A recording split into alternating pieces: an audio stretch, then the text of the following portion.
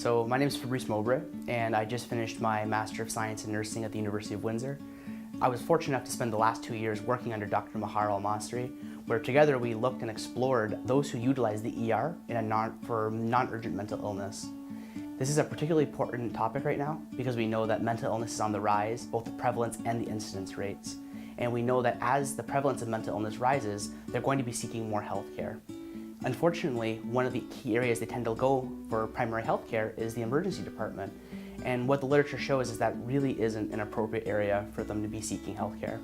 We know that the emergency department is loud, we can't provide the appropriate privacy, it's a very stimulating environment, and it's just not a good place for them to be receiving the health care they truly need.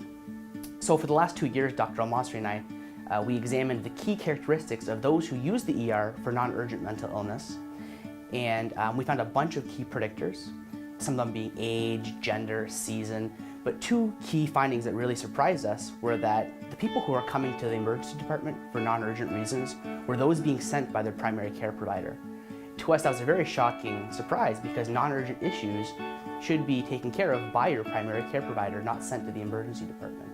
Another key finding that we found that was very shocking in the Windsor-Essex area was that those who visited for an urgent reason were far more likely to wait longer than 8 hours in the emergency department. So that shows that people who are using the emergency department for psychiatric health care are waiting longer than not only medical patients, but those visiting for non-urgent reasons.